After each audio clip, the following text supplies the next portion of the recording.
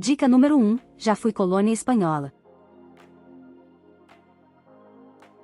Dica número 2, o florim foi minha moeda por séculos, até que adotamos o euro em 2002.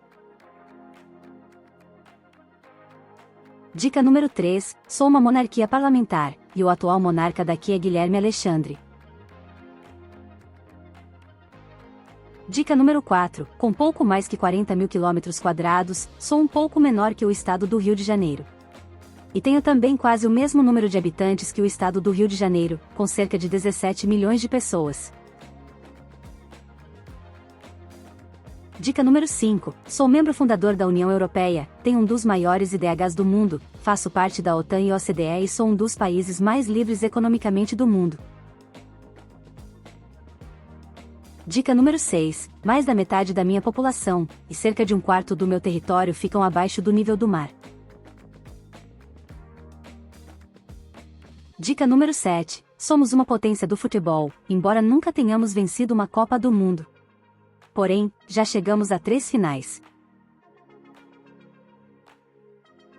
Dica número 8, a língua oficial aqui é o neerlandês, mas quase todos falam o inglês com fluência também. Dica número 9, as cores da minha bandeira são o vermelho, o branco e o azul, entretanto, a cor mais usada em celebrações nacionais e por atletas nos esportes é o laranja, isso é uma homenagem à casa real daqui, que é da dinastia de Orange. Dica número 10, o Suriname foi minha colônia até 1975, e a Indonésia foi minha colônia até 1945. Dica número 11, invadimos e ocupamos parte do Brasil por alguns anos no século XVII, mas acabamos expulsos após a Batalha dos Guararapes. Dica número 12, o rio Reno passa por aqui. Dica número 13, o Tribunal de Haia fica aqui. Dica número 14, os moinhos de vento e as bicicletas se tornaram símbolos daqui.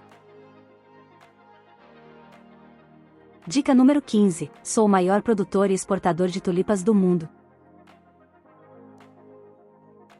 Dica número 16, a cidade de Nova York já foi minha colônia.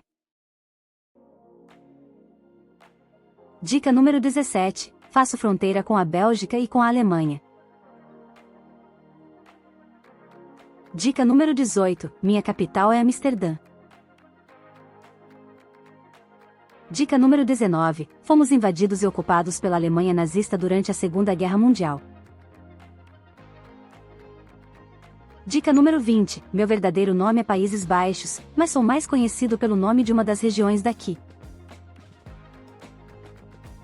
E aí, acertou? Parabéns para quem palpitou, Holanda ou Países Baixos.